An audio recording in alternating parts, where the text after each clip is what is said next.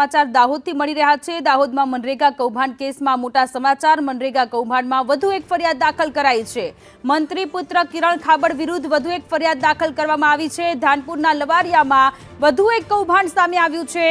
79 કામો પૈકી 21 કામો કર્યા વગર નાણાં મેળવી લીધા છે। જામીન પર છૂટ્યા બાદ તરત પોલીસે ફરી અટકાયત કરી છે। બંને મંત્રી પુત્રોના જામીન રદ કરવા માટે પોલીસે અરજી કરી છે।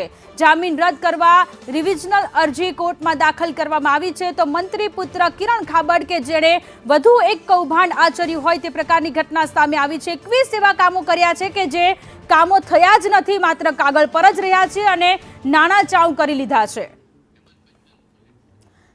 સંવાદદાતા હેમલ પંચાલ આપણી સાથે જોડાયેલા છે। હેમલ, મંત્રી બચુ ખાબડના બંને પુત્રો કે જેઓનો એક બાદ એક કૌભાંડ સામે આવી રહ્યા છે, વધુ એક કૌભાંડ સામે આવ્યું છે કિરણ ખાબડની સામે કે 21 જેટલા કામો છે કે જે કાગળ પર જ રહ્યા, કર્યા નથી, છતાં પણ એ કામોનું વળતર લઈ લીધેલું છે।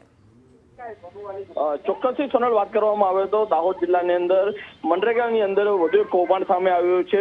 રાજ્યમંત્રી બચુભાઈ ખાબડની જે તકલીફો છે તેની અંદર વધુ એક વધારો થયો છે। તેવો જ એક દાહોદની અંદર વધુ એક કેસ નોંધાયો છે કે મનરેગા કૌભાંડની અંદર ધાનપુર તાલુકાનું જે લવારિયા ગામ છે તેની અંદર એક વધુ એક કૌભાંડ નોંધાયું છે, જેની અંદર 79 કામો પૈકી 21 કામો જે છે કર્યા વગર નાણાં મેળવી લીધા છે।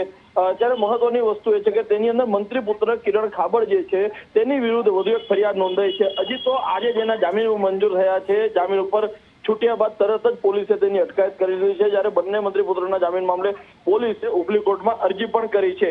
ત્યારે બંને પુત્રોમાંથી એક જે બળવંતભાઈ ખાબડ છે મંત્રી પુત્ર છે તે જામીન મુક્ત છે અને નાનો પુત્ર જે કિરણ ખાબડ છે તે ફરી એક જે કૌભાંડ થયું છે લવારિયા ગામની અંદર તેની અંદર તેની ધરપકડ કરવામાં આવી છે। જી હેમલ, આભાર તમામ વિગતો માટે।